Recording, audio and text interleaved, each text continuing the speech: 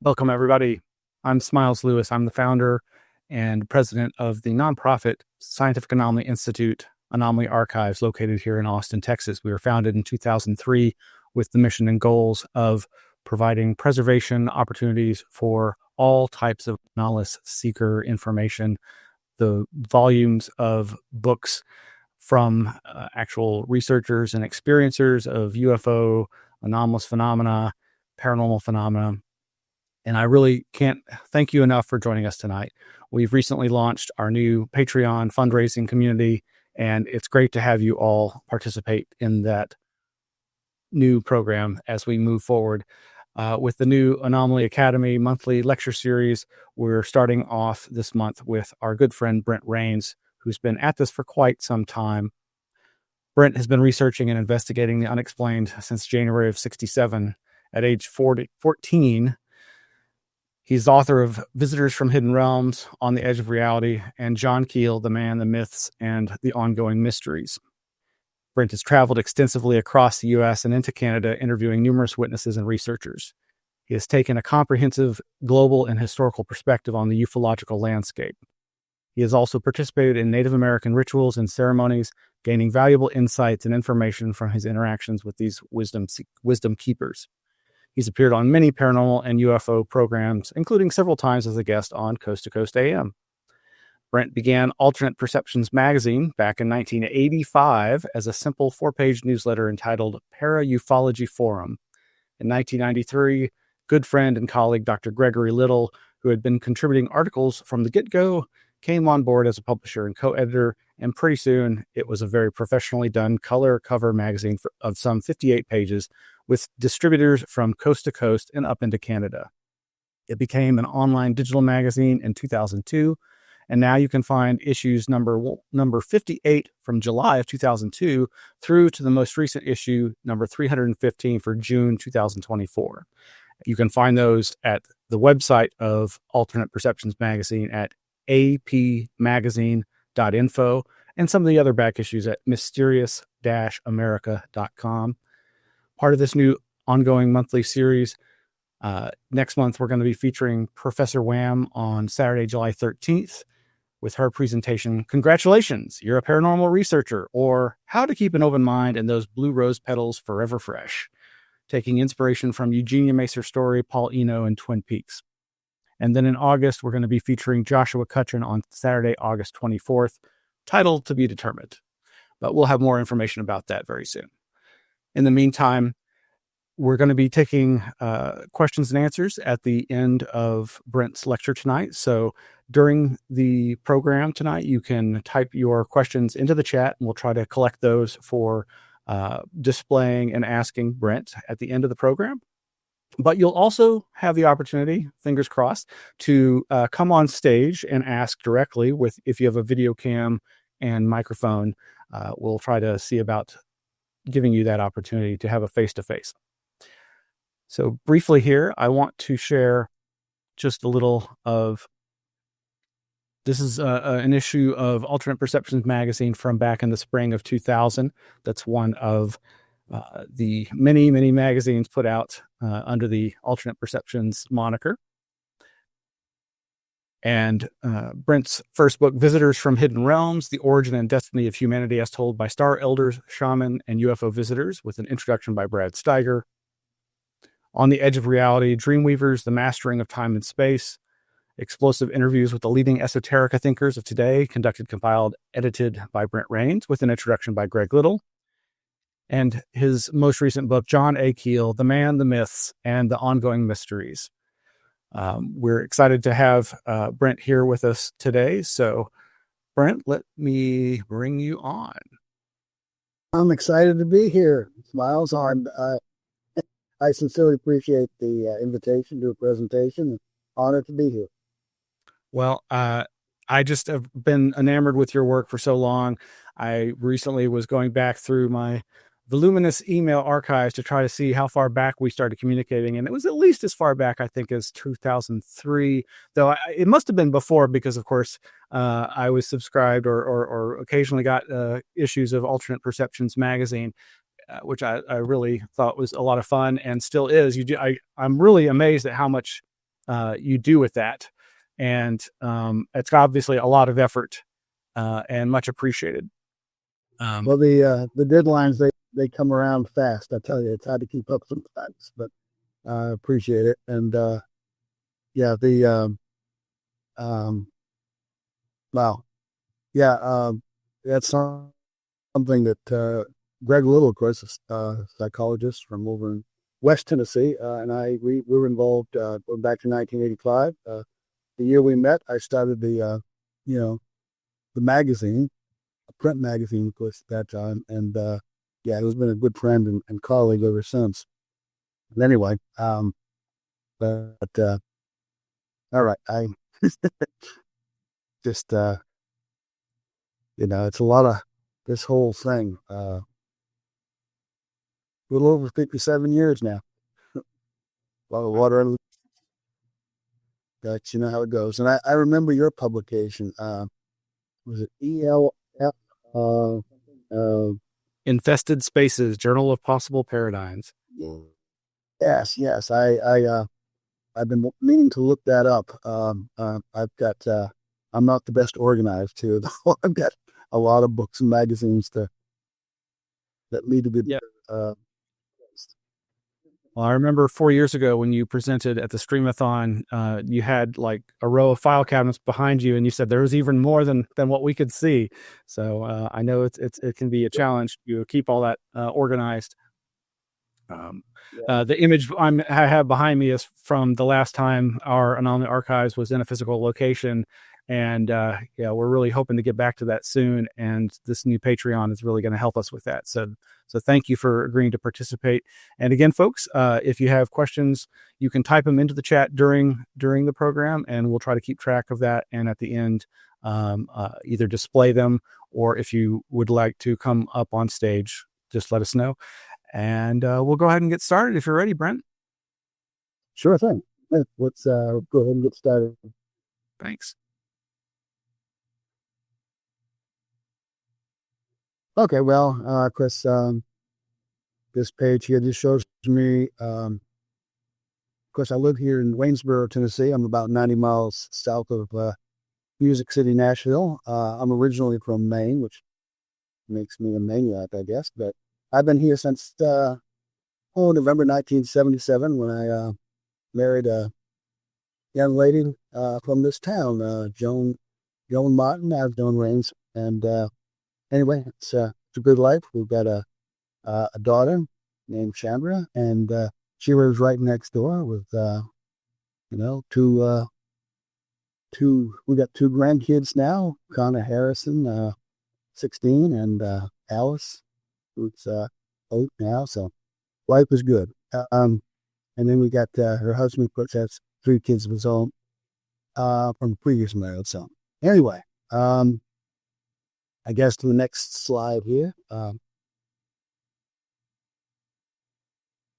Okay, this is me and Andrew Collins a few months ago at a conference here in Tennessee. I've known Andrew through Dr. Greg Little now for a while, and Andrew called us, we were the Hat Man that day. And Andrew, of course, is from England. Some of you will remember seeing him on the History Channel on Ancient Aliens quite a bit. He's into ufology, he and Greg Little, but also ancient history, and really was a globe-trotting investigator, investigative journalist. And he and Greg recently wrote a book last year called Origins of the Gods, and there's some remarkable information in there. And they've got an introduction by, the man who wrote Chariots of the Gods back in 1968, Eric von Daniken. Anyway, they have, there's some really impressive things, discovering new things every day.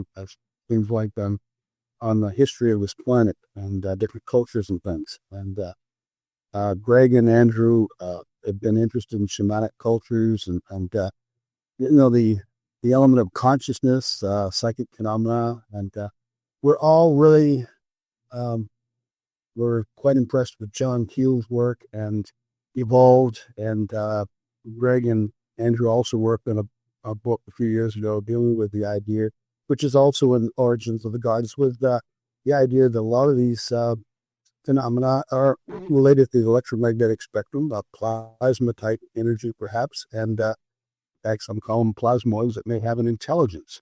So anyway, next screen, please.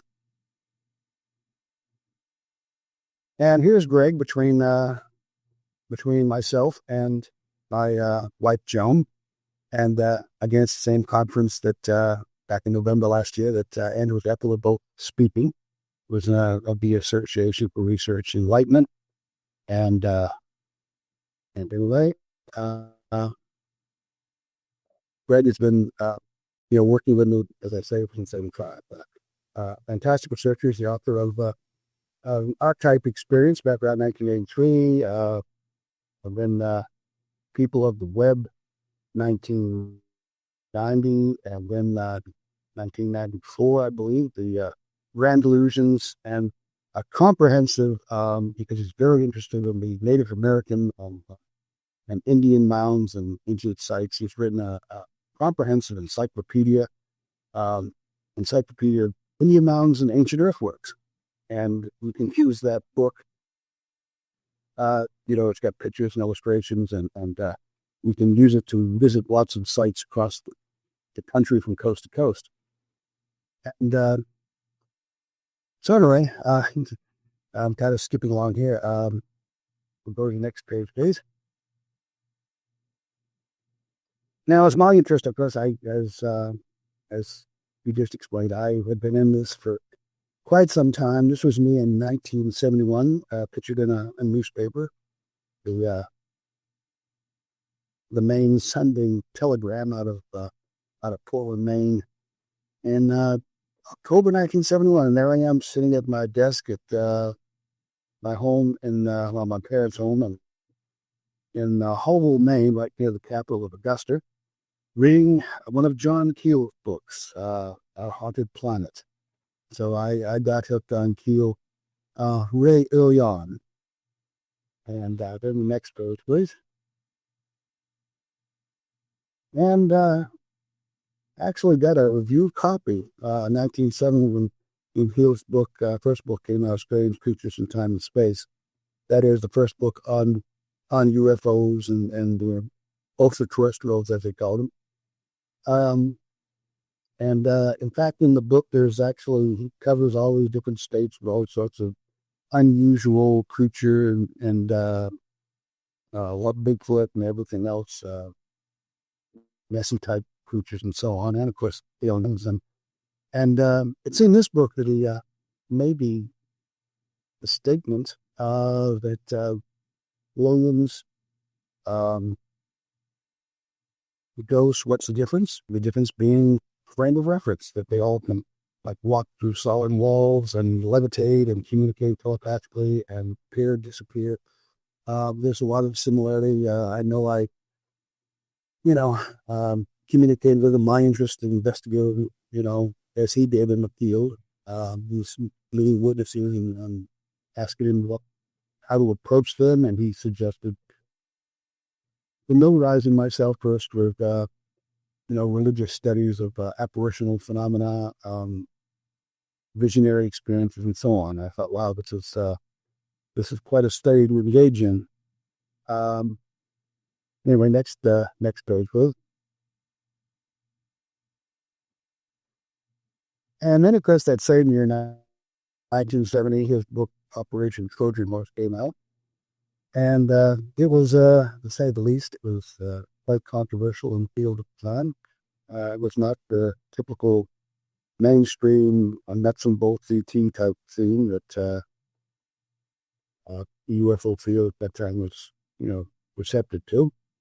But when I got in the field myself, I initially was a nuts and bolts ET person myself, but reading Keel's material and tending to correspond with him, it kind of opened my eyes and got me to looking into what he was talking about. And the deeper I got, the more I became convinced that this was a lot more complex than I had previously, considered. So now on to the next screen. Yeah, so here I was. I was a young ufologist and all of 17 years old, and I ended up on the board of directors of Saucer Group. And Smiles, you may be familiar with this. This was back in 1969, age 17, and Brad Steiger was the public relations person. Joan Winor of St. Petersburg, Florida, was the editor. And of course, she and Brad at the time were writing books and articles together, and we were quite well known. And in the next page, I went ahead and underlined myself. I represented the state of Maine, and so that was how I actually came into contact with John Field, because he was writing articles for Saucer Scoop, and he always included his physical, address or PO address. So I started sending him letters, and pretty soon, next page, please. It was the first letter I got from people. Of course, I saved the letters. This was in October 1969, and at the top, he's got this real nice little letterhead, Specialized Research Incorporated.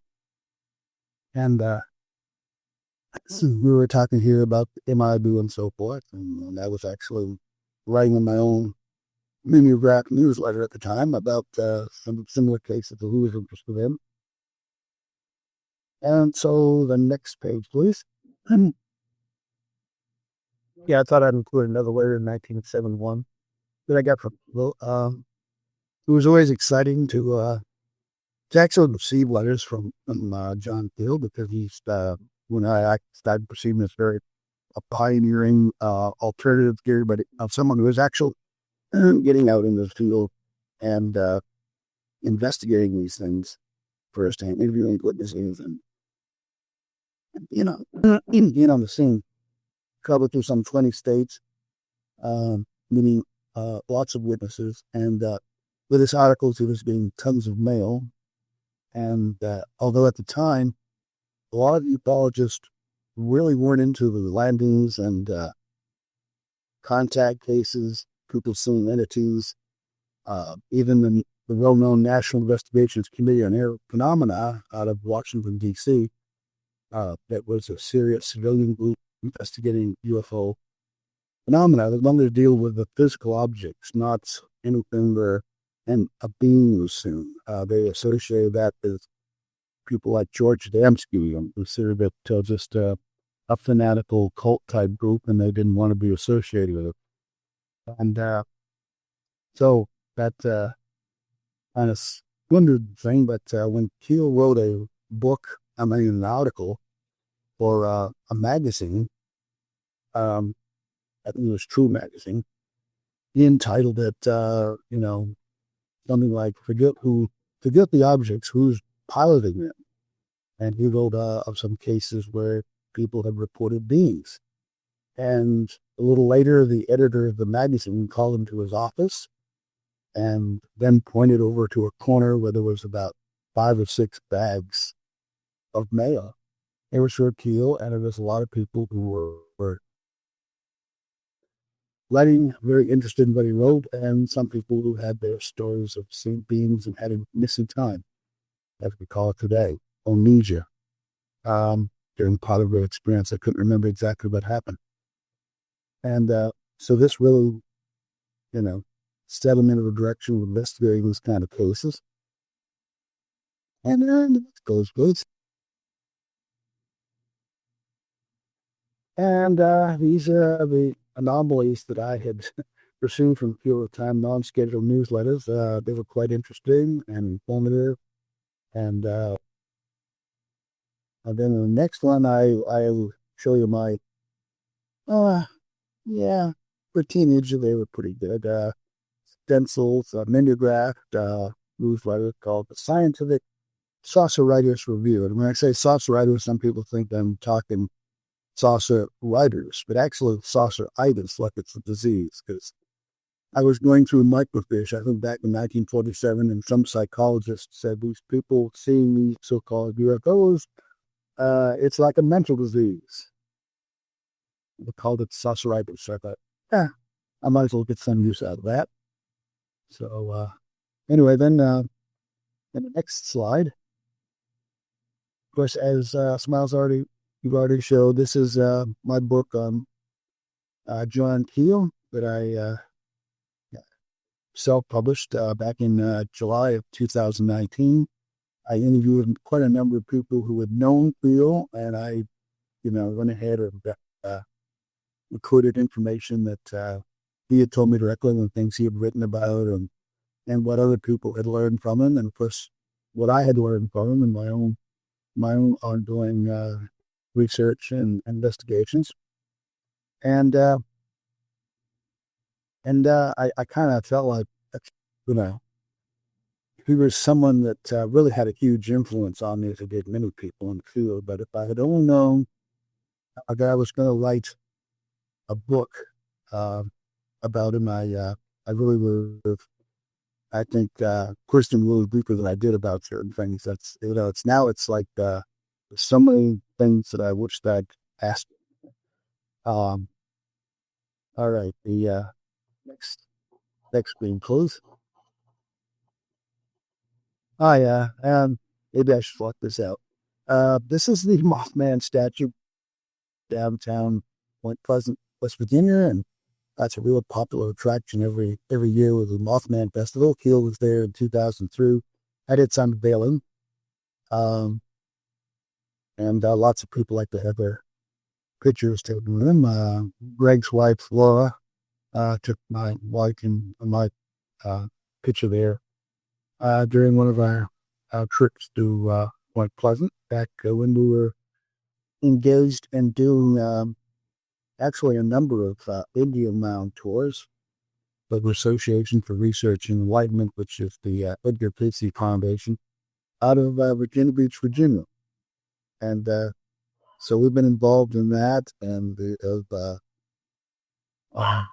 as I stated earlier, Greg has been very involved in studying, shamanism and belief systems and ancient Native American sites, and we've participated, helped to lead meditations. I have replicas of the Peruvian whistling vessels, and we take drums and rattles and lead people through meditations. My wife smudges people with sage. So it's been quite an interesting experience. And sometimes people at these sites have unusual experiences too, which is, always kind of interesting. And okay, then the next slide. Um, this book here, The Aquarian Revelations, by Brad Steiger. I don't think too many people really remember this book, but it was put out in 1971, and it was mainly about a mother and daughter up in British Columbia, Canada, who had a UFO encounter in 1969, and afterwards their daughter began channeling information.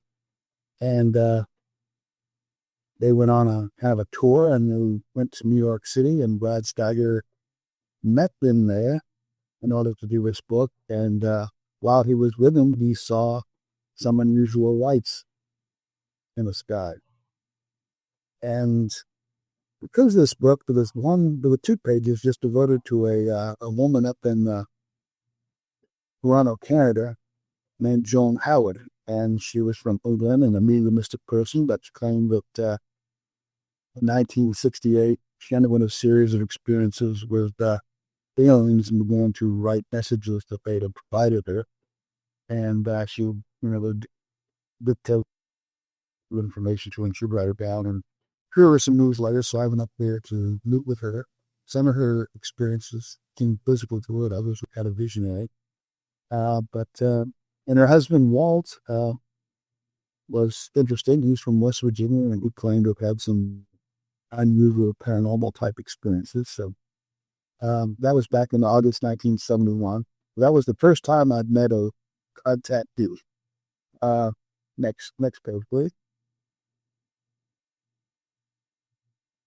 And here's a picture of a well-known Tim Beckley, also called Mr. UFO. And then of course, uh, John Keel on the left there. They're sort of climbing around with a rubber frog, um, probably at one of the meetings of the 14 Society that Keel had put together back in the 1980s and then into the 1990s in New York City. And they would just prank me around, as I understand, with a lot of pranks going on at these movies, but we had a good time. And this had to do with, the stories of Charles Fort, that frogs and fish and snakes would sometimes fall out of the sky, unexpectedly.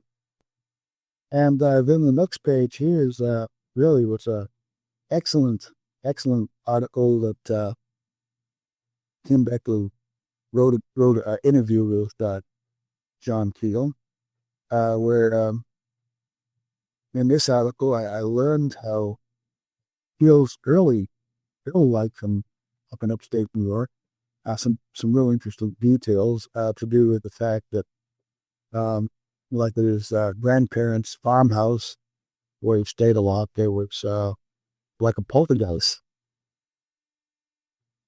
activity, and would be rapping on his bedroom wall, and he would rap back and try to come up with some sort of a code to try to communicate with him. And at age 10, there was a gorilla that was spotted around the neighborhood, and the farmers grabbed their guns and went out looking for it. And after a while, it stopped appearing. And when he was age 7, he saw his first UFO with his stepdad and his mother. They were out riding through the countryside, and they came to this place where there was a hill, and there was like a bright light. And at first, they thought it was a barn on fire, and then it rose up above the trees, and they could see it was a round sphere. And then it just suddenly took off into the sky at high speed. And when he was 19, he had an experience with the light, and it was kind of like a religious experience where suddenly a peak experience where you had the answers, knew the answers to everything, it seemed. But by morning, the next day, you could only remember bits and pieces. And so I kind of think that all these early experiences, even though when he went into the UFO field to study it in 1966, thinking it was nuts and bolts ET, and then we get out there and started interviewing witnesses and hearing about the succubus, but poltergeist manifestations and other paranormal elements, that he decided that ufology should be a branch of parapsychology. So anyway, and I think he put two and two together, and that right. Oh, pull the next slide, please. This is Dwayne and Ramona Hebner, who was Ramona Clark when I first met her.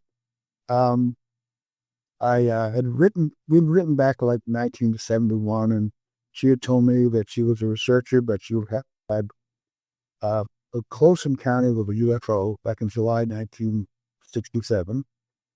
And it was around Mayport, Florida, right there near Naval Air Base and shipyard and Coast Guard station. And the craft was, actually at one point at a crossroads. It was hovering right over the crossroads, and they pulled up under it. And she had a 13-year-old son, Steve, and the husband named Terrell, Navy man. And the son actually leaned out the back window, and she was afraid he was going to get radiated. Told him to pull himself back in. Object moved off to a Coast Guard station. Pretty soon, there were two jet interceptors that apparently flew in from Jacksonville Naval Air Station, and the object started to glow, and then there was like a disc dome-shaped object, about 40 feet in diameter, and it took off out over the Atlantic Ocean. And she said that the jets, one was coming around one side of it, one the other, and they obviously were intending to intercept it, and then it just took off and left them like they were standing still. Within 3 or 4 days after the UFO sighting, all this poltergeist activity started up in, erupted around the family. Eventually, with these beams and strange lights even occurring in the bedroom and states of paralysis, usually around 2 o'clock in the morning. And so when I was in the Navy for a 2 year stint of active duty from 72 to 74, in around May of 73 or so, my ship went from being home ported out of Newport, Rhode Island to Mayport, Florida. And I remembered Ramona Clark. And so next time I was home, I looked up her address. Actually had a P.O. box in Jacksonville Beach, which was several miles from the Navy station. I had no idea that she had a husband who was in the Navy. And so anyway, we got appointed. She lived right on base, and in the evenings, I often would go over there and would talk and investigated cases. 1973, actually, there was a lot of activity going on. And she had a friend over in New Orleans who um, had was in the UFO field. And when the Woodson and Parker case happened, the abduction near Pascagoula, Mississippi, on October 11th, 1973, I got on a plane and flew over to New Orleans and walked from the airport to this guy's house. And then we drove over there and met both Hickson and Parker and visited the fishing dock where was ever abducted. So that was all quite an experience. It was yeah. So anyway, next slide, please. And Dr. Swartz, Griffo Swartz, was Montclair, New Jersey, a psychiatrist who had originally been interested since the 50s, in parapsychological phenomena. Written a number of books like Psychic Nexus, and was very interested in studying psychics. And then in the medical journal in 1966, he wrote about some people he had met who had seen UFOs. And he wrote, it was actually 4 people. And what he had done was we planned this to be pretty much a swan song. He was going to go back to the parapsychological work. But at some point, John Keel became aware of his article and what he'd written about, the people who had met who had UFO experiences, and contacted Schwartz and convinced him that he was needed in the UFO field as well. And he introduced him to Charles Bowen, the editor of the British Flying Saucer Review, and pretty soon Dr. Schwartz was submitting articles and going around himself to different groups, interviewing witnesses and also documenting paranormal elements to cases as well. And so I became acquainted with him from 2000, from 1973 until this passing in 2010. And I also invited him to come to Maine to investigate a case that he had up there began in October of 1975, involving 2 young men who thought they had been abducted and had all those weird psychic things going on. And who came up and investigated the case. And they're up in Flying Saucer Review. I submitted an article too, from my perspective, and as well as Shirley Pickett from Portland, Maine. She was documenting the hypnosis done on one of the witnesses, David Stevens. And that ended up all these articles, along with other articles he'd written in a 2-volume book called UFO Dynamics. Next screen, please. And there's my copy. It's a little bit, but over 500 pages. Keel wrote in Fate magazine that he considers one of the top 5. I'm not sure, number 1 or somewhere between, that people should read. He said, he told me that was largely ignored by the UFO community. That UFO dynamics, psychic and psychiatric and psychiatric aspects of the UFO syndrome. And the boys speak very highly of John Keel. And next slide, please. So anyway, in 1975, I got out of the Navy and I went in there and finally implemented that desire I had that was expressed in the newspaper in 1971 to trek across the country. And I would, as I said, I discussed with Keel, different things I should look for. So I ended up in several states, going from Maine to Florida, and it was in Ohio. I spent a lot of time. Charles and Jerry Wilhelm, who Dr. Schwartz had introduced me to, who lived near Cincinnati, Ohio. They had the Ohio UFO Investigators League. They had experiences of seeing UFOs, and they got interested in doing the 1973 wave. They went ahead and began to do radio interviews and collect, have people call them and share their accounts. And they started a newsletter. And they became good friends with Leonard Stringfield of Cincinnati, well known ufologists, who they were even included in his book UFO Siege back in I think 1976.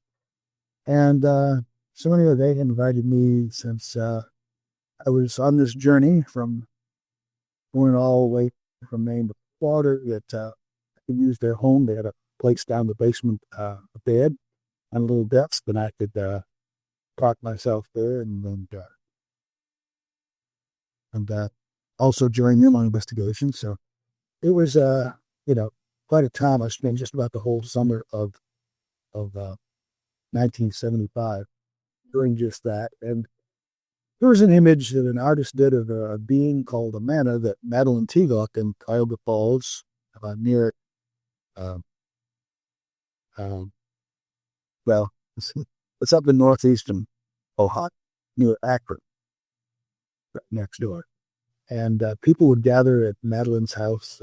She was a contactee, but very, very aggressive researcher. People were coming for meditation, sky watch, and man, there was the stories. And I could just go there. I would just show up sometimes on weekends and participate in these events. And uh, interestingly, some people I ended up questioning whether I was with military intelligence. I was one man, and I had a green four-door car. There was a Hornet interior and exterior, and it ended up not being the only time, but some people thought I was something other than just a young person who saved up his money and traveled on the country to investigate these things. But anyway, Madeline had shared experiences and introduced me to um, an Al Roush from Akron who had a series of experiences, could apparently call the UFOs down, sometimes beings. Madeline had experiences, and even a respected UFO investigator, Akron, um, named Larry Moyers, had described to me an experience he had of seeing a ball of light. Actually, it was like three kind of transparent, luminous, football-shaped lights in a bush at a park up in Akron. It was raining at the time, and he saw these lights, and Al Roche was there, and he said he dove into the bush, and as soon as he did, the lights blinked out, and there was no contact between him and the lights. He just got very muddy and wet with them. But and he met some other people who'd had experiences. One time on Madeline's, he had a contactee under hypnosis who said if you go outside to the front lawn, you will observe UFO phenomena. So he and another person stepped out on the front door and crossed the ground with two balls of light that flew in front of him and then just vanished.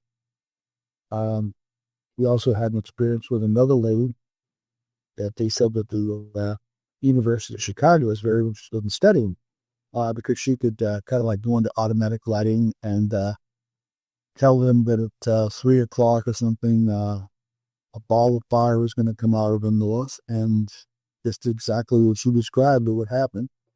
And she would call them one time in the middle of the night to come up to her house, and there was something that the Williams wanted to show him. And he got up there and he was, tried to talk her out of it because he said he was going to go to work. But anyway, he came up and, you know, um, he was told to sit in one position and wait. And pretty soon there was like a little ring shaped, luminous ring type object, whatever you want to call it, uh, that was flying around the backyard. And he disappeared. She then came rushing up to him. Did you see it? What did you see? And he said, I can only describe what I saw. What's the meaning of this? And he said, they wanted to show you how they can, project an image. And we said, well, essentially what she was saying was what we now know as a hologram, holographic image, that they can make you see something that's not really there. So anyway, he had some very interesting stories that were kind of collaborative of what, I've been hearing from Madeline and some of these others, including, next slide, please. A case that became quite well known. Well, I kind of lost track. It'll be in the next one, I guess. But this is a gentleman I met also up there in Akron at one of the CUP meetings, Cleveland Ufology Project, which he had founded in 1958. This is Earl Neff. And Earl, I had written to him about 4 years before, and he was someone who said he had interviewed Betty Bonnie Hill on his radio show. But other than them, he was, always contacting people. He said, if I give them an envelope, they'll usually hang themselves. So he had no faith in all of that. There was a lot of nonsense. But as I was going around the country interviewing people, uh, Dr. Schwartz told me you need to reach out to Earl Neff, who has got some very interesting experiences to share. And, I remember that letter I got 4 years earlier, and I thought, okay, well, that's interesting because he was not into anything that sounded guru. Well, it turned out that things had suddenly changed. He was doing lectures, and there were people coming up to him afterwards saying, we saw like a beingish, a shadow figure or something, walking around on the stage by you, by the podium where you were, and even balls of light. So, and then one day at a Catholic school, this woman came up to him and asked him, Mr. Neff, what, why is it that you can talk about all these cases and nobody has ever shut you down? I guess she was thinking of, the government or something, because he was heavily involved in many investigations there in Ohio. And he said a voice that they both heard very clearly from behind him said, maybe you like what he's saying. And he turned around and it was just a blank wall. And then he yelled over to Larry Moyers and said, Larry, come over and please take this woman's statement. Something strange had just happened. Who was one day he was walking down the sidewalk and someone went running by him. And he turned around and said, wondered what was going on. He said there was nobody there. And he said there was no way that this guy could have gotten out of his sight. He had some kind of like poltergeist activity, objects changing the location of his home, and a precognitive dream one time. But a famous actress that he admired, who he had met one time, and she, the voice said in the dream that she was passing away, and the next day it was in the news. And he met Uri Geller, and he said he was kind of a practicing but amateur magician, and he'd seen Uri do things that he said there was no way that yeah, but we could have done this just by uh, sleight of hand, and he couldn't on to a very interesting story where Uri Geller had been at a radio station, and later on, in the telling his story, I mean, later on, who left, and this news and well, the guy was uh, I guess the news anchor there, so he was pretty popular. He and I think a couple other people were on break, and there was a window nearby, and all of a sudden, one of the antennas outside looked like it was melting. It was starting to collapse, and well, when they rushed outside to investigate, everything was fine. In fact, later on, I was on the phone with Uri Geller, and I told him the story, and he said, "Damn, that was a major event." He said, "I don't know anything about it, but I figured the would have, but who didn't." So, and but he said, "Well, yeah, it was when he worked, for the Stanford Research Institute out in California. He also worked at 30 miles from there to uh, a place where they were studying the psychokinesis, and I was a nuclear scientist. And anyway, they people were having strange experiences, seeing balls of light and things, and figures.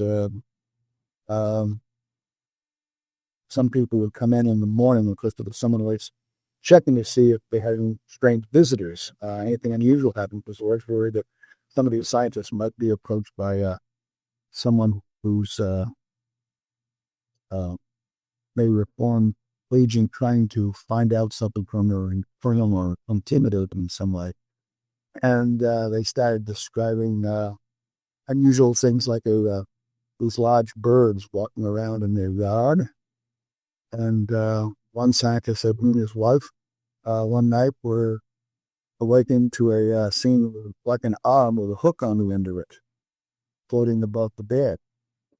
And two of these people got so frightened that they were talking about hoodoo.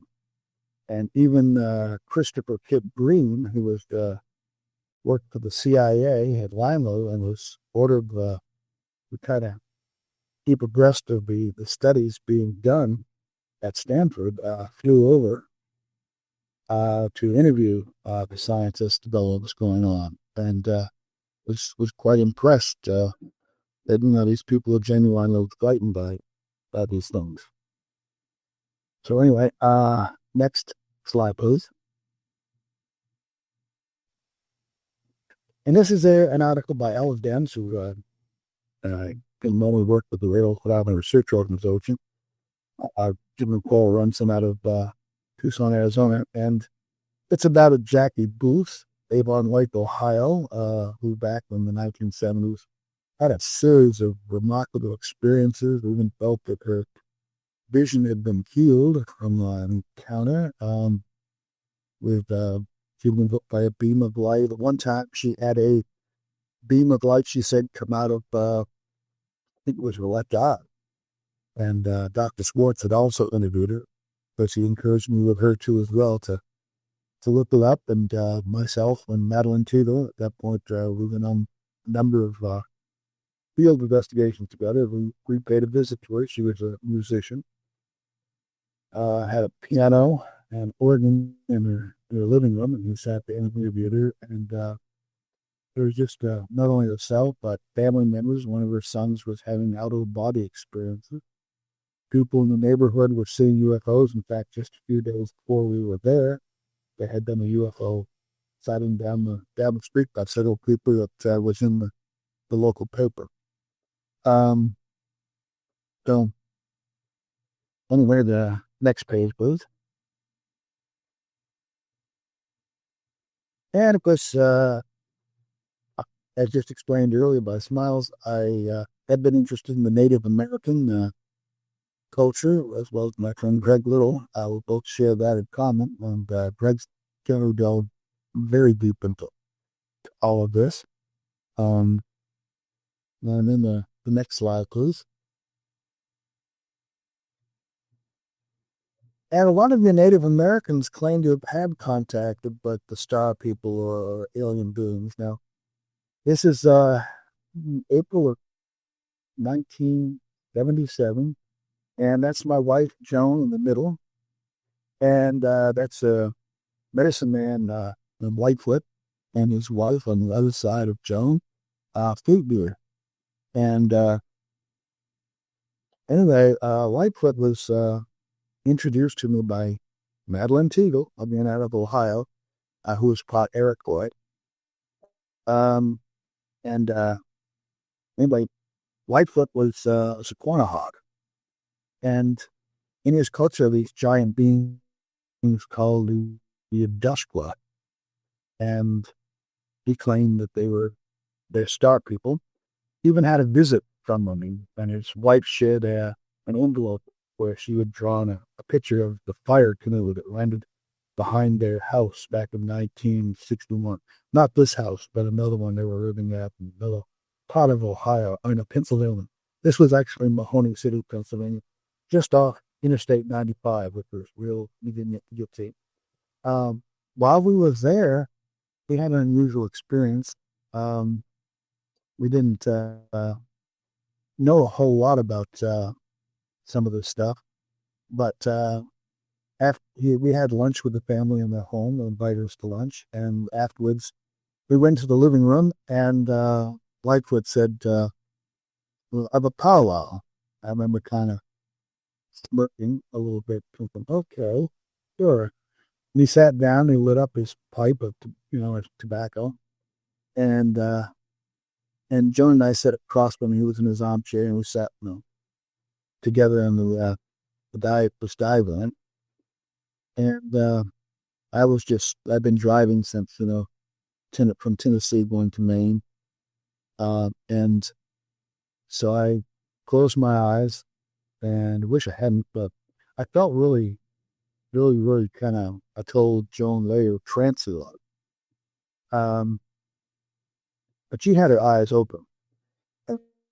And she said that what she saw was smoke from this pipe blowing out of the room, and it formed first a horizontal left and right across the room, horizontal smoke pattern. Then the smoke came together, and then it went up vertically and down vertically, formed another shaft of smoke. Then it collapsed again in the middle, and then back out horizontally again, then back together, then vertical again. It did this several times. John doesn't really remember how many times. And then eventually it was like a ring in the middle, and she could see directly into his face, looking at her. And then I guess you could say the spell was over. And, it was like 2 or 3 days later that I mentioned how that was kind of odd, and she had never mentioned to me until that point about what she saw. And so anyway, and the first time I visited, this was my second visit, second and last, but we did correspond for a pretty good while, which was April of 1976, the year before. Um, I was talking to him, and there was a ring that flew off his finger that a Mohawk Indian woman had made on. They get um, up to the top of the front window, and then came down and um, hit the floor. Unfortunately, I was checking my tape recorder. Well, I can't I can't say exactly how that happened, but he said it was a very significant event, powerful spirit, and I asked him what it was about. He didn't know, but and I would keep asking him, over time, and he figured out what this was, and never did get a reply. But as to the other phenomena that Joan described, we became to understand, pretty much what that is in Native American symbology. In fact, we visited Madeline later on. he said that those they're balanced well, and not balanced way. And essentially, in fact, a couple of years ago, we were talking, listening to a presentation by an archaeologist. So he was talking about native symbology. And, there's like this big circle with equal distance, vertical and horizontal across type thing. And in the middle is another ring. And that's maybe the power center, or you in the center. And then there's the outer ring. And that's really what I really think was that's balanced love. And it's kind of like a mandala, or a place of balance. Sometimes a lot of your medicine rules, uh, all of that particular construction pattern. So now on next screen, another Native American friend that he had actually ended up in our area here in Tennessee. Full-blood Apache artist, and he had some interest, certainly a lot of interest in spiritual, Native American spirituality and things. And we talked for hours on those things, and we also described seeing a UFO one time with another witness, kind of a cylindrical thing about the size, he said, of a school bus, and he said that it was low to the ground, and they watched it from up on a mesa, or sort of down in a valley, as I recall. And he said, the funny thing is, when I see these things or have these odd experiences, they're always on Hopi land. He says the Hopi brothers are really into those space people. And I certainly knew that. I'd have been uh, studying that, a lot of the Hopi, the Kitsune things, with a lot of interesting phenomena that have connected a lot of the Hopi elders relating to when they were Hopi Kitsune and the flying saucers. I know back in 1970, 71, there was a lot of activity out there around the Hopi land. There was even a guy who was going around that supposedly would kind of call them down. I can't remember what his name was, but he was a contactee, and some of the Hopi elders accepted, and then there's people who claimed that while he was with them, they would see some unusual miracle type phenomena. Okay, so now the next slide. And oh yeah, this was he took John Thunder to Nashville, or actually just outside Nashville. A friend of mine, Tony Pratt, was doing radio programs, and who included a lot of his programs were about paranormal and UFOs. So I asked John if we would be interested in sharing some some of his experiences, and he agreed to it. And then afterwards, in some ice, he drew this and gave this as his appreciation for us taking him to Nashville. So that is supposed, I guess, to represent him in the back suit and the convertible, and then me and Joan as the Grays over the front seat. And our car sort of looked nothing like that. We're flying in front of the moon. Anyway, and then the next slide. Okay, yeah, this is Katie Page, and she had on this ranch that originally that was written up by uh, Dr. Ali Smith of the University of Wyoming, a psychologist well known in the UFO field.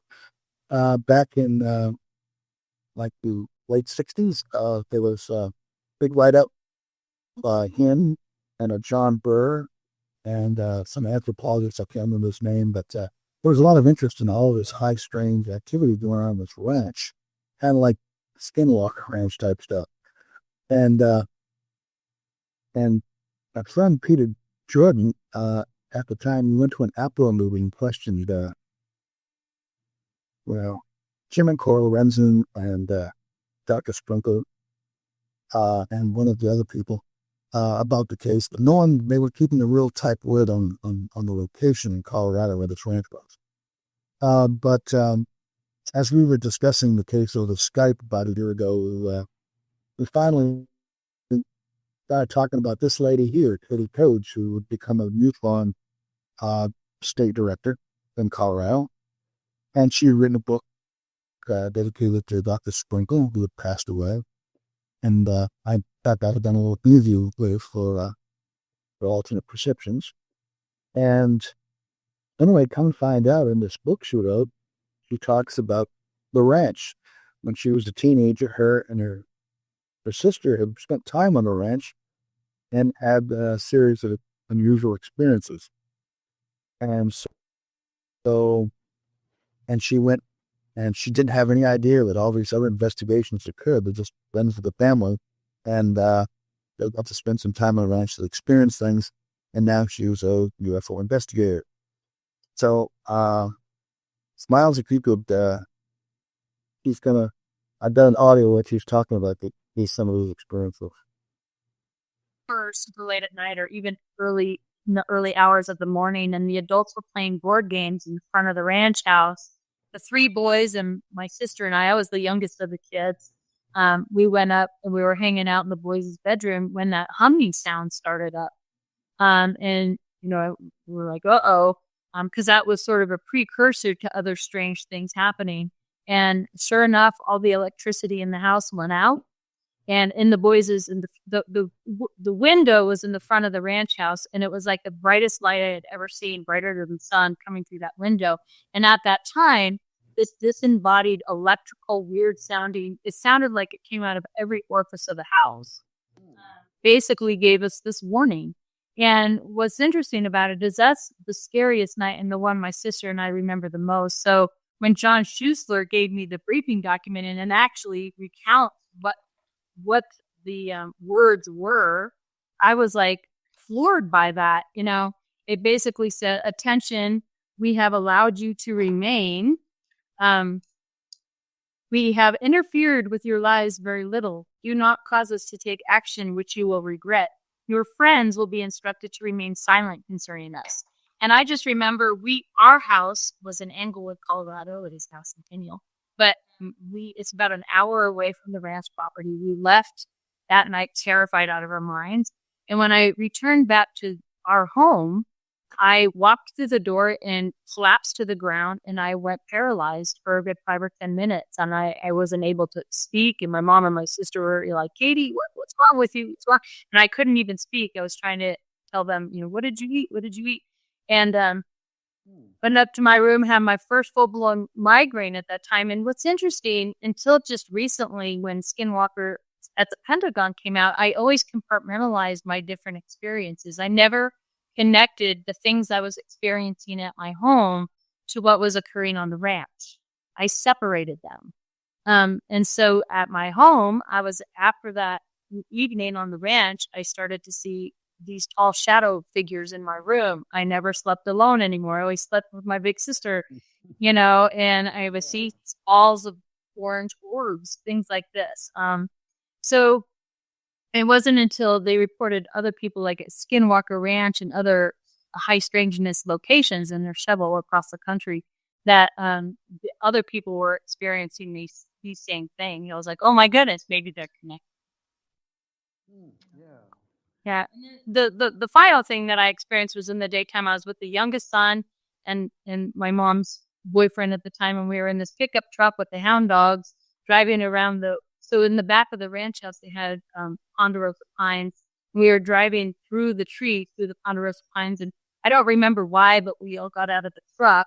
Again, it wasn't the humming noise, but it was like a bee sound noise. And we looked back, and the tree line was this box like this with lights on it, emitting this noise. And I just remember being yelled at to get back in the truck, get back in the truck, get back in the truck. There's the box. So we're hustling to get back in the truck, and we look back into the tree line, and the box was just gone.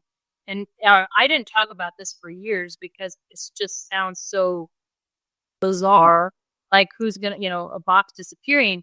But when I heard that the sheriff, Bill Law, experienced the same thing. And then this was experienced too at Skinwalker Ranch and also with Trey Hudson down south with these strange box type activity. I was like, okay, I'll talk about it now.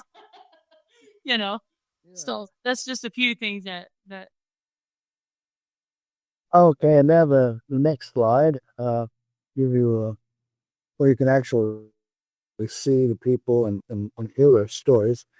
This one here is Barbara Fisher, who you know does host the 6 Degrees of John Keel.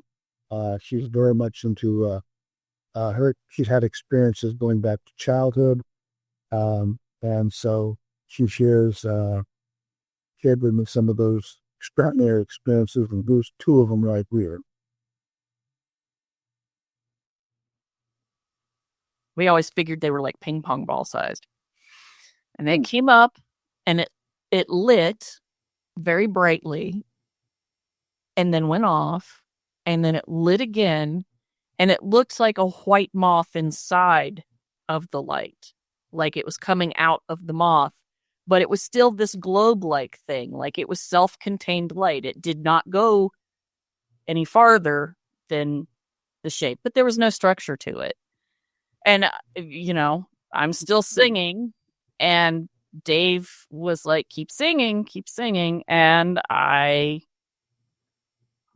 did, and it blinked off, and it blinked back on again, and it was at eye level at that point.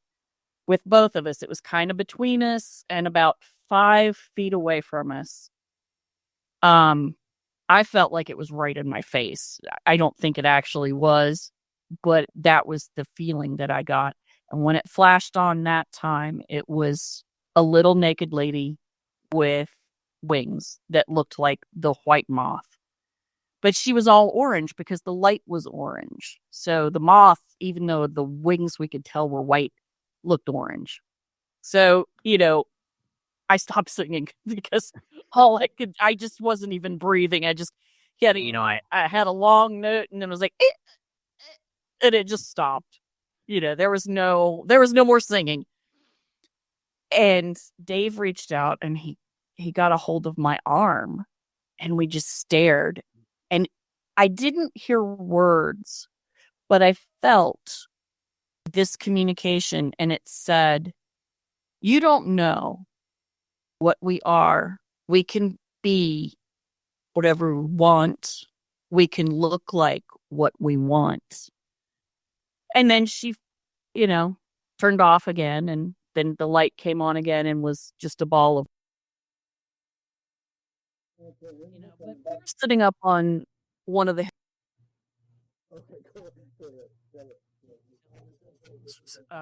above the house, and she was smoking a cigarette, and we were both facing the house, looking down at the trees in the house, and there's 3 apple trees. It was late summer.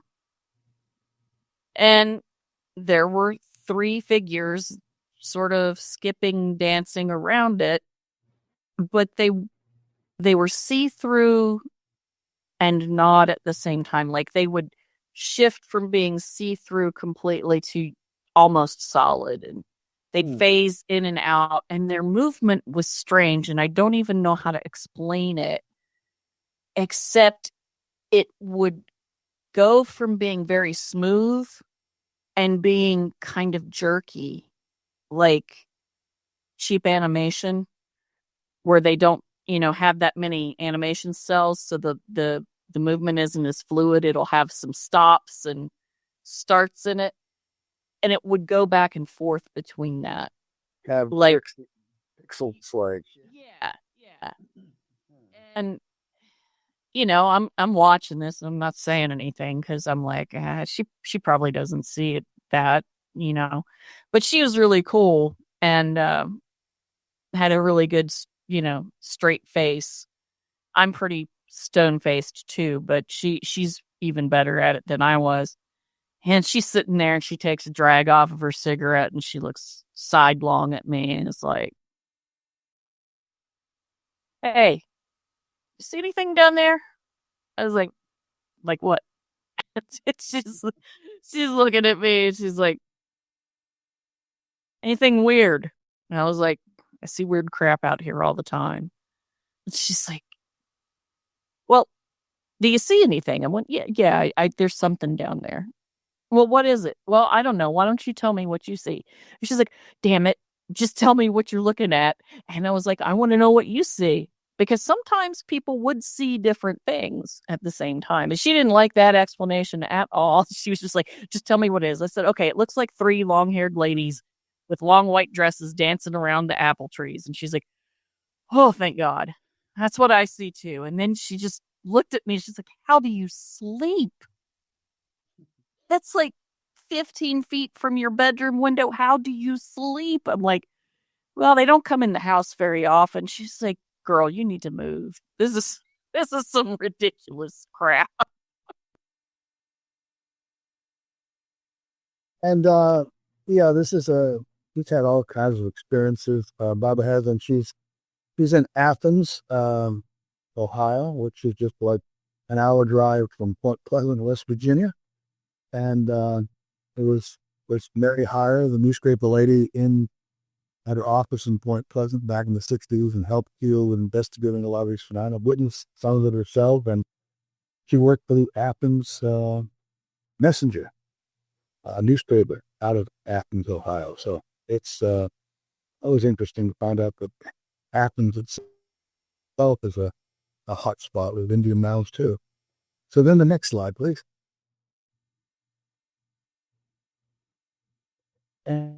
And the man on the right, Ted Phillips, was a real nuts and bolts guy who worked with Dr. Heine when he was studying reports, lots of cases with landing trace elements, where people would land. Sometimes it'd be burns or unusual circles on the ground, or there may be like indentations in the ground.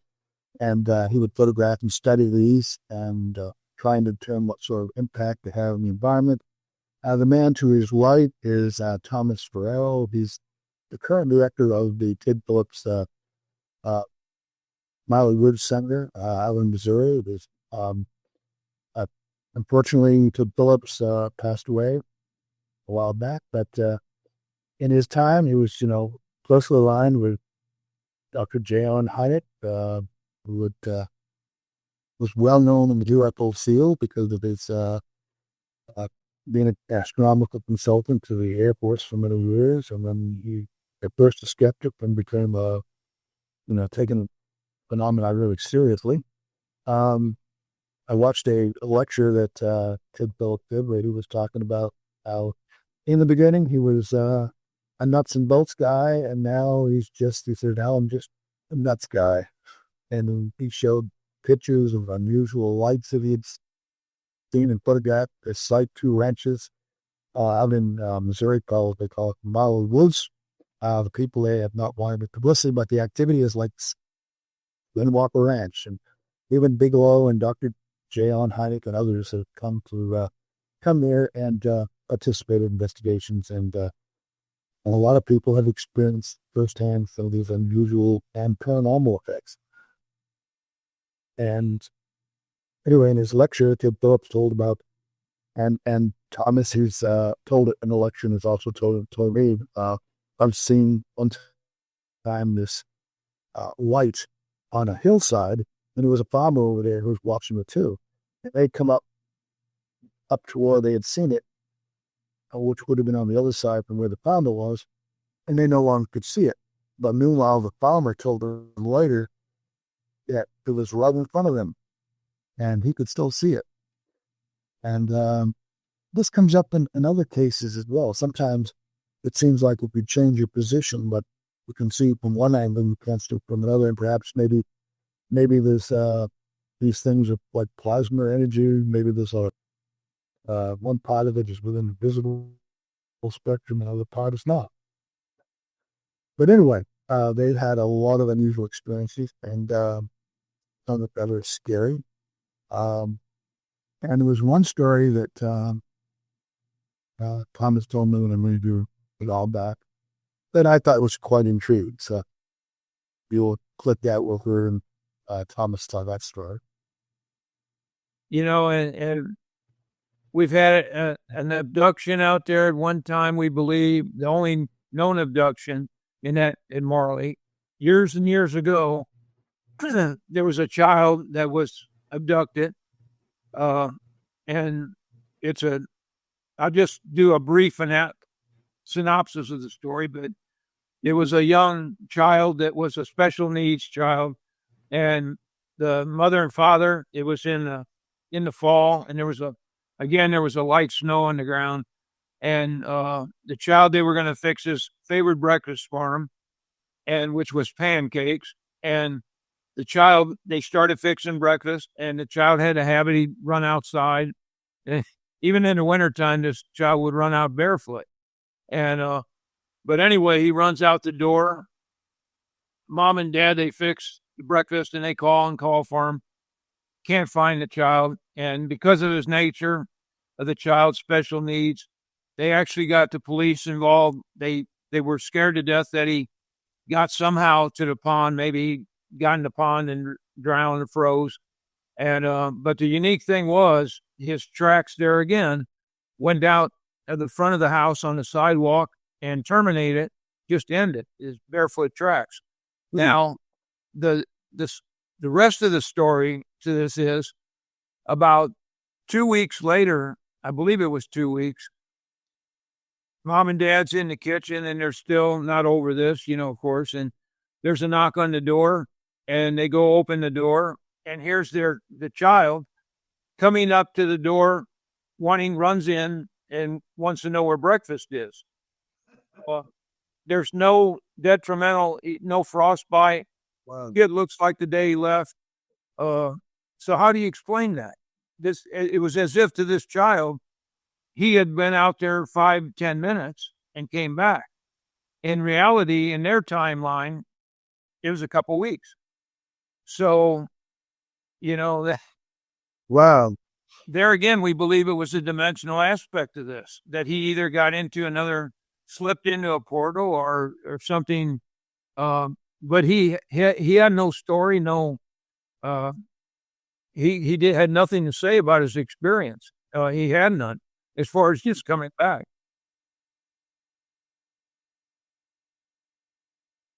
Okay. And I see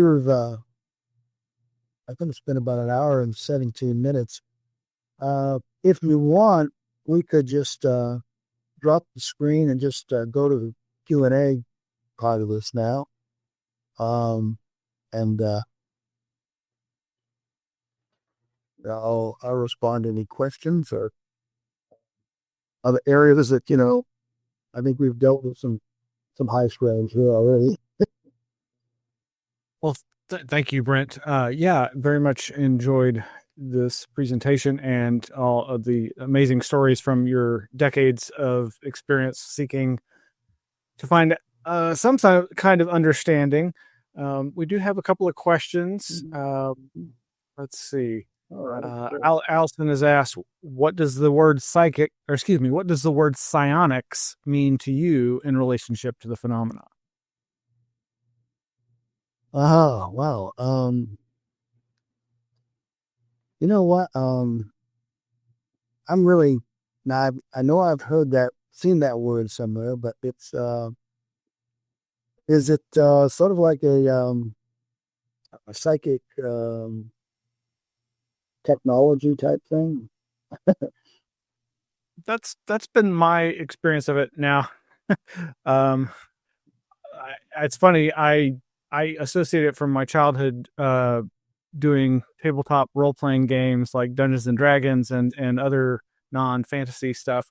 But I think for me, I think of it as perhaps like psychotronics, the idea of a technology that somehow interfaces with the psychic realm, or human psychic abilities, or non-human psychic abilities, perhaps. Allison had a follow-up question. What do you think of the idea that the phenomenon changes how it appears to a person based on their expectations, which certainly came across, perhaps? Yeah. I think that it becomes kind of a theater of the mind sometimes. So, all these unusual, trickster type elements, and maybe sometimes there's an initial phenomena that manifests itself to experiences, and it's genuinely paranormal. And sometimes some people may become kind of people do become affected by it. Sometimes positive, sometimes negative. It depends on uh, their their background sometimes, and how I know I investigated yeah, talked to two ladies up in Pennsylvania back in 1977 who had had a UFO close encounter together, and uh, they um, they had poltergeist activity following the experience, and one person felt it was demonic, and yet the other person had a dream where a Jesus type uh,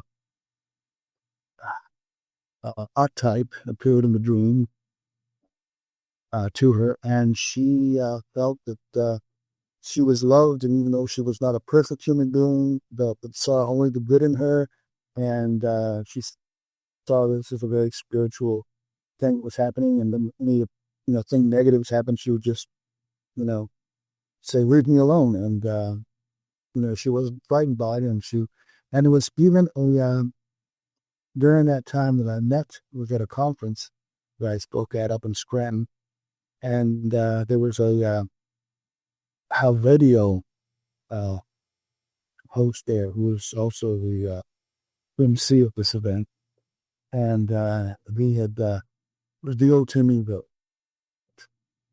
there was a local former deputy sheriff that I had interviewed who was a contact experiencer, and he had said that he for 2 weeks at his radio station that worked at, he had offered to provide free announcements or this contact route for some sort of talk he was going to do. And he said it was only during that time that he heard this advertising that his home broke out with like poltergeist activity. And his wife would hear, and he was at work, footsteps coming up to the front door, and go to the door and open it. There was no one there. And there was a closet that would open up, and it was like a mechanical laughing sound. And they had a young child who was afraid of being left alone in one particular room. And he said as soon as the announcements stopped, all this weird activity that was going on in his house discontinued. He hadn't witnessed it himself, but his wife was very, very disturbed by the events.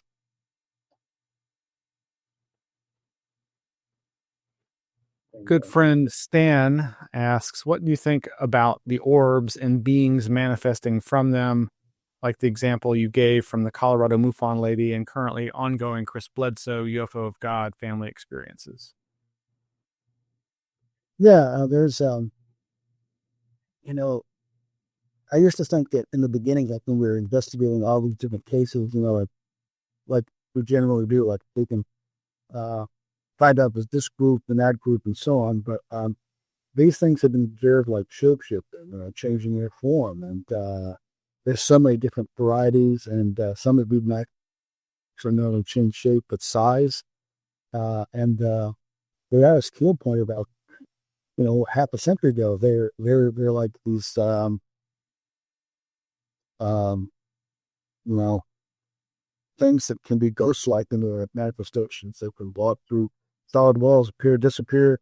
Um, they can be partly the energy forms, so that could be actually um, kind of a mental phenomenon that appears very real to us.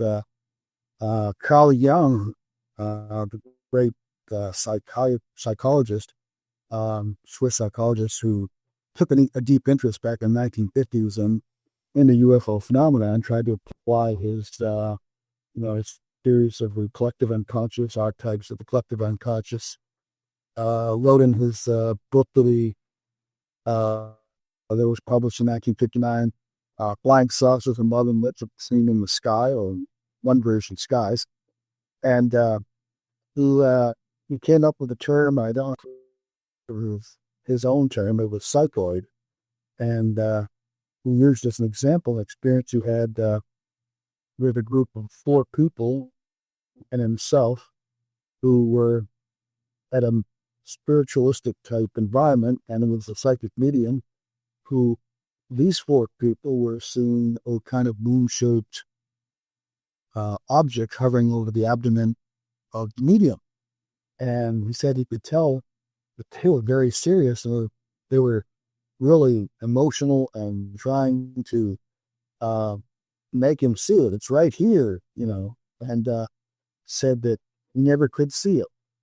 And he had heard of other instances like that and said, I wonder if some of the UFO phenomena was this psychoid type thing, something that's, that can be somewhat between, maybe shift back and forth between physical and mental. And I know that back in the 1975 edition of On the Edge of Reality, where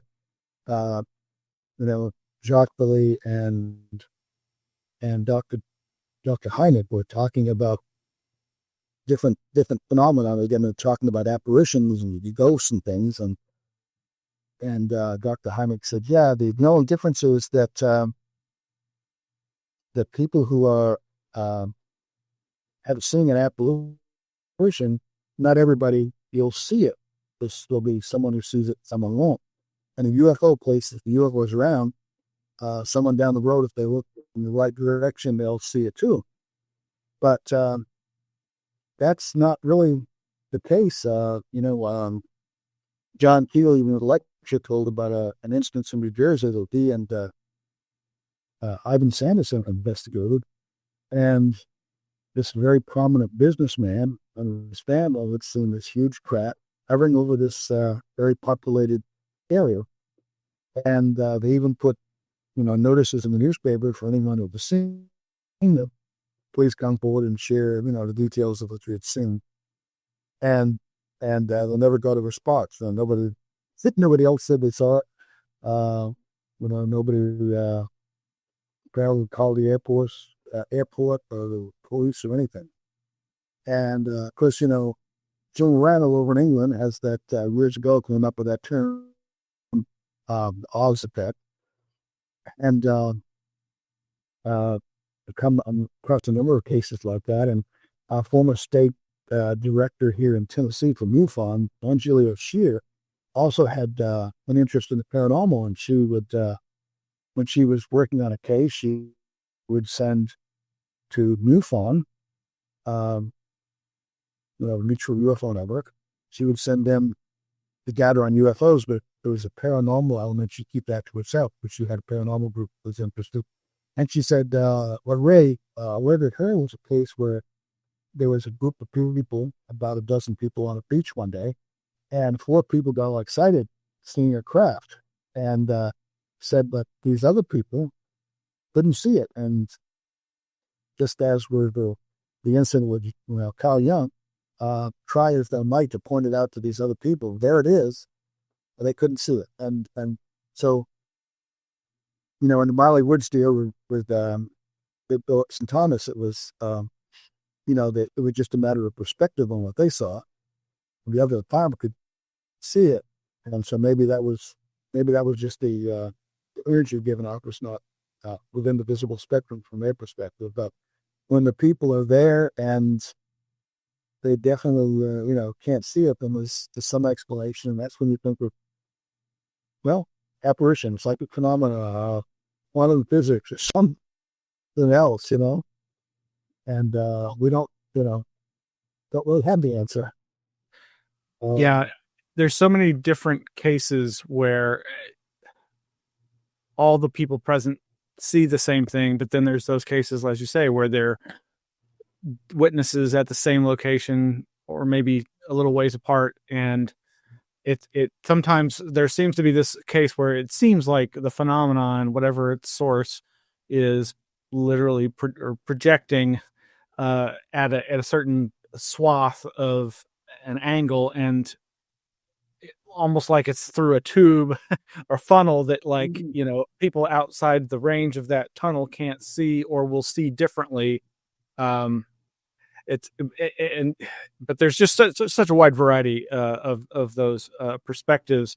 Um, uh, Stan had several things he wanted to say, including that, yeah, um, he wondered if he missed whether or not you had ever seen a UFO yourself. Uh, well, I've seen things that just now. I just recently, back in late February, early March, we have a place that's known for having an Earth light uh, down here in around Cloverdale, Alabama, which is about 35 miles from my home. And my wife and I went down there on 3 different nights, and each of those 3 different nights, we saw these lights, and other people were seeing them, filming them, and apparently one night, unfortunately, I wasn't there. 2 of them came up close together, flying in the same direction, and apparently bumped, and then one of them flew back and it stopped, and then they just saw it disappear. And all these lights would appear in the same location. It was off due to the western horizon.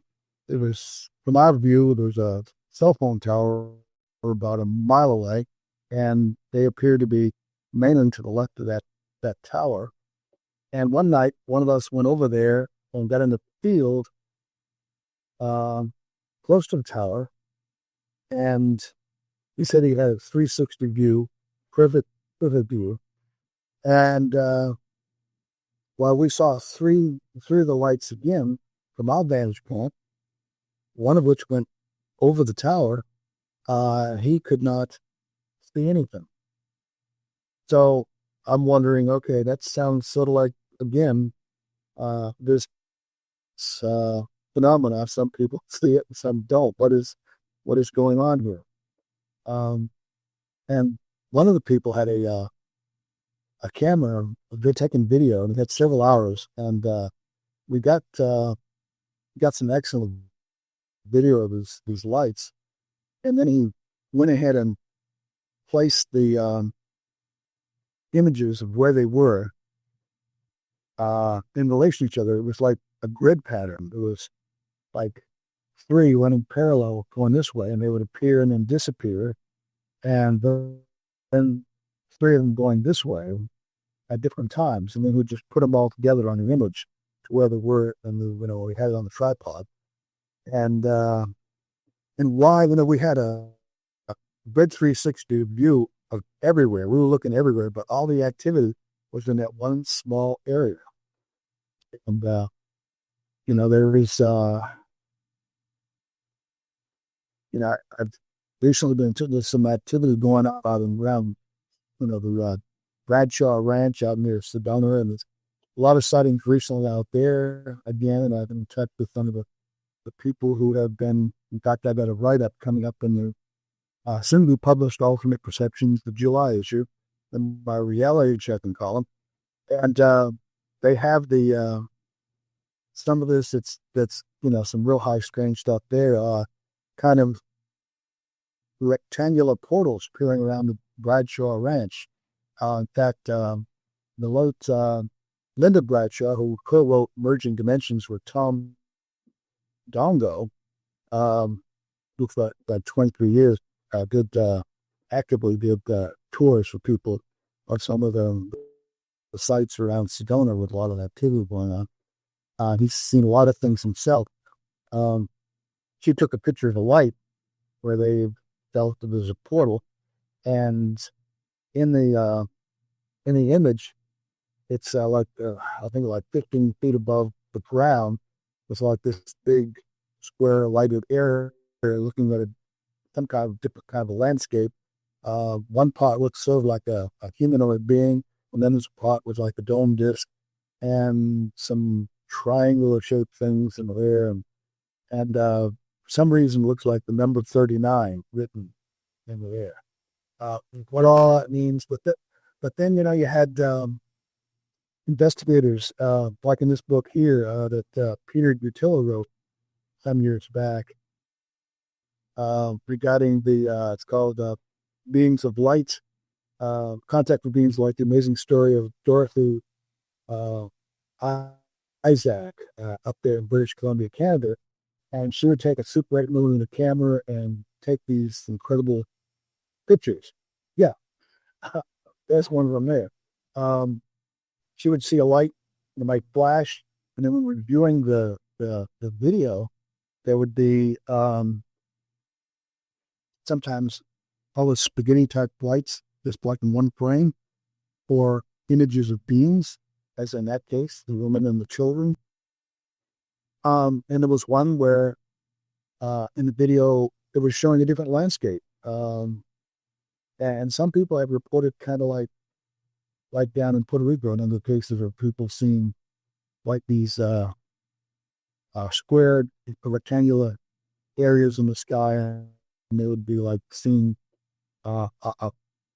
maybe objects coming out or different landscapes. We had a guide here in Tennessee over in Minor Hill, about 50 miles from here, who back in '73 said that he was in a field and he observed a rectangular opening in the air where he was looking at a different landscape than what he was at. And he'd also claimed it had contact, spacecraft landing, seen Bigfoot. Even had a NASA scientist who was coming up and investigating the stories. The only I just wonder, are these like some kind of interdimensional portals or what? What are we dealing with here? It's certainly high strange. And but there's this High strange, yes. Well, Heinrich could. I'm pretty sure Heinrich was the one that came up with high strange term. If you try to categorize everything and put it in classifications, of course, our favorite's Close Encounters of the Third Kind, like the Steven Spielberg movie. But some things just, got so deep weird that it was hard to put them into an easy pigeonhole. Yeah. Based on our understanding of physics and basic science. It's like science fiction stuff. Well, Brent, thank you so much. I do want to pass along one of our attendees, a good local friend of mine, Stan, who was asking questions earlier, thinks that y'all have a lot in common. I suspect he's correct and that he'd like to get in contact. Of course, folks can go to apmagazine.info, to get the free, awesome monthly newsletter that you've been doing for so long. And that's, I guess there's probably there's a contact link there, and I'll put you in touch with Stan. That sounds good. Let's see. I'm not sure. Stan, which question were you referring to?